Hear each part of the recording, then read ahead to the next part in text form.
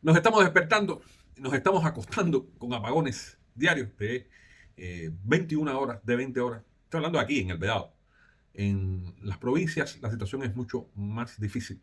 Por lo que desde esta humilde tribuna ruego el apoyo, fundamentalmente para encontrar bombillos, o para poder comprar bombillos, son recargables y que ayudan no solamente a la vida diaria, que es muy difícil para nosotros aquí en la isla, sino también para que salga este programa en medio de tales dificultades.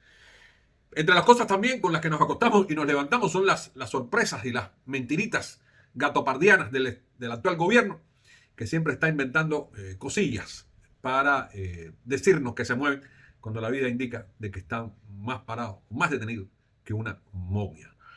El tema que nos trae hoy es la reducción de los ministerios en Cuba en este año 2026. Bueno, se anunció en mayo, ya se está aplicando ahora mismo, desde el día de ayer, ya salió la resolución en la Gaceta. ¿Y de qué va este tema? Bueno, anuncio en un contexto principal, es que quieren supuestamente reducir la burocracia, hablan de hacer la gestión más eficiente, más ágil y adaptarse a la crisis que estamos viviendo entre la isla. Proponen, eso es lo que propone el gobierno, pasar de 27 organismos, ministerios, entidades a 21. Algunas fuentes hablan de hasta 20, o sea, uno menos.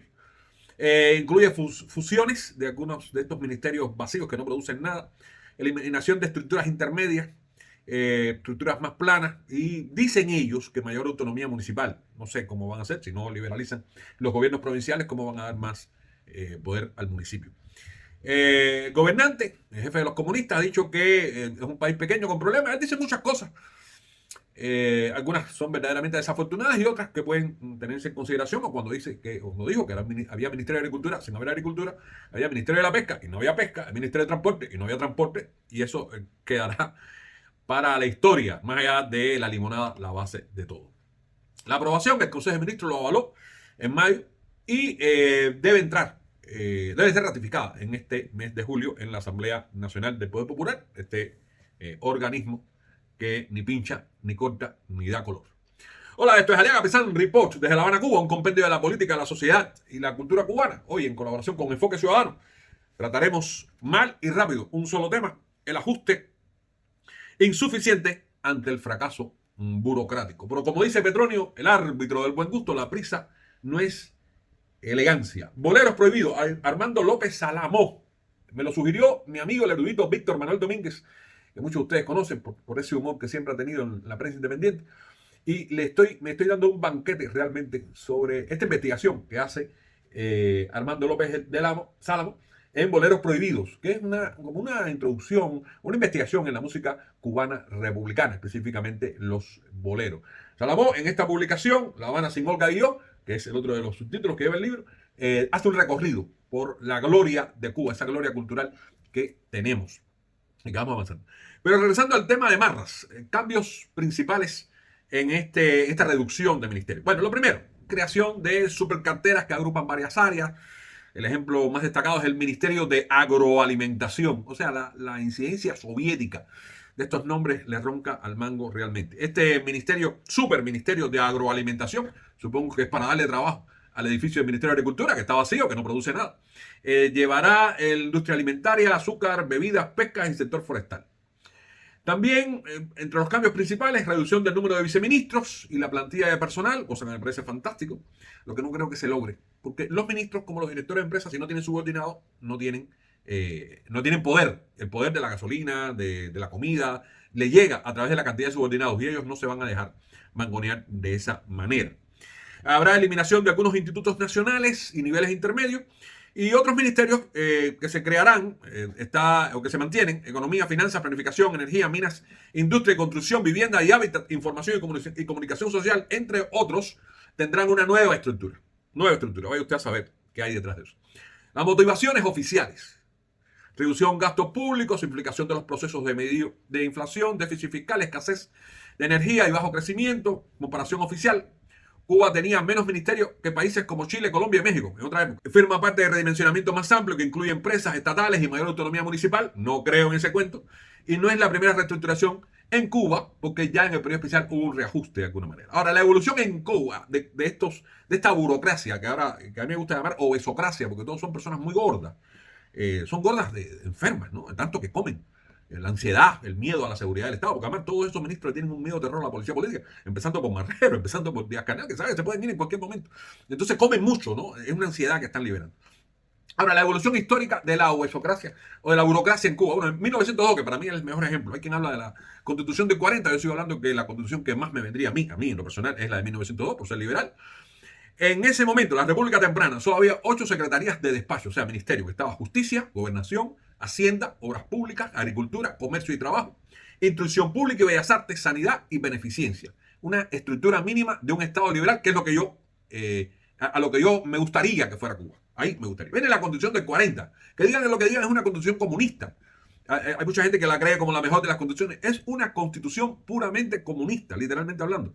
Pero bueno, no era tan exagerada como la que tenemos hoy. Alrededor de la Constitución del 40 tenía 12 ministerios en la práctica y una estructura más desarrollada, pero aún modesta. Ya con la instauración del régimen comunista, bueno, imagínate, lo último que teníamos éramos 27 ministerios. 27 ministerios. Era una estructura burocrática que ¿de qué vive? ¿De qué vive esa estructura burocrática? ¿De qué vive? Bueno, del trabajador de la gente, de lo que se paga en los MIPIMES, porque además viven de eso, no otra cosa. Pero además tienen carro del año, ellos mismos son los que crean, porque además ya hay una piñata dentro de Cuba, ya hay una piñata, ya se están repartiendo las empresas de los diferentes ministerios. Hay una empresa de transporte público, el transporte provincial, que se llama Pedrocar. Lo interesante es que este Pedro, que le pone su nombre a la empresa, era el director de Vía Azul, que era la empresa que daba servicio de transporte al turismo. Entonces, es probable que este hombre, no lo estoy acusando de nada, pero es probable que este hombre desviara los fondos de Vía Azul para él, para hacer esa empresa. Esto es parte de la piñata criolla. Bueno, veremos. La reforma que estamos manejando es interesante porque llega a 20 organismos, o sea, hay 20 o 21 organismos, o sea, hay una diferencia de 7 o 6 ministerios que van a desaparecer. Yo quiero compararlo también, no solamente con nuestra historia, sino con una modernización reciente, que fue el caso de la modernización de las estructuras burocráticas en Argentina. Javier Milei hace una reestructuración de ministerios entre más bien en el año 2024, cuando asumió la presidencia. Y él redujo drásticamente los ministerios de 20 a 9. Él creó superministerios como Capital Humano, que me parece interesantísimo, que es educación, trabajo, desarrollo social. O sea, fíjense lo que encerraba Capital Humano. Infraestructura, que tiene que ver con toda industria, comunicaciones y demás. Eliminó las tonterías del Ministerio de Mujer, Género, Diversidad, Ambiente, Ciencia y Tecnología, Cultura, etc.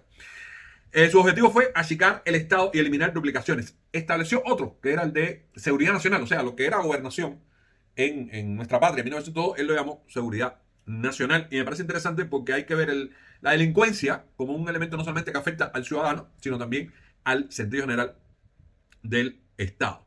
¿Cuáles serían las críticas a la reforma cubana? Bueno, las más comunes, o sea, insuficiencia cosmética, porque además es cosmético, no va a realizar nada, no va a cambiar nada realmente. Reducir solo 6 o 7 ministerios o institutos o empresas, ministerios, pues no va a ayudar en lo más mínimo a la reducción, por lo que hablábamos antes. No aborda el tema de fondo, o sea, la burocracia cubana, como ustedes saben, es centralizada, controladora, comunista, no va a permitir ninguna libertad, que sería lo importante, digo yo, liberalizar el Estado, liberalizar los mecanismos del Estado para poder avanzar. Es una medida muy tardía, esa es otra de las críticas más interesantes, porque a los 70 años, ¿de qué vas a cambiar? ¿No? O sea, nunca es tarde, si la dicha llega, como dice el proverbio, pero ¿de qué vas a cambiar? ¿No? O sea, debería ser un poco más digno en esto.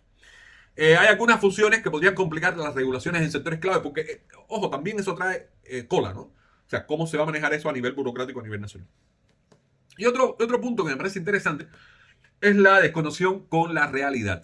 Y yo notaba por aquí que mientras la población enfrenta escasez, hambre y apagones, muchos ven esta reforma como desconectada de sus problemas diarios. Y eso sigue siendo el problema fundamental de la sociedad cubana, es que la élite vive en otro mundo, no sabe lo que está pasando, no le interesa saber lo que está pasando y está esperando a ver qué sucede. En resumen, la reducción ministerial es un reconocimiento implícito de fallas estructurales, pero la mayoría de los analistas la consideran superficial, reactiva, sin los cambios profundos que necesitamos. La liberalización económica, el fin del monopolio estatal y verdadera descentralización que Cuba necesita. Creo que tratado de ocupar el espacio, y les recuerdo lo que les decía, los que me pueden ayudar para comprar bombillos recargables para poder hacer este trabajo. Y les recuerdo, esto es Aliaga Pesan Report desde La Habana, Cuba, en colaboración con Enfoque Ciudadano. Y si los informativos dan noticias, nosotros los ponemos en contexto.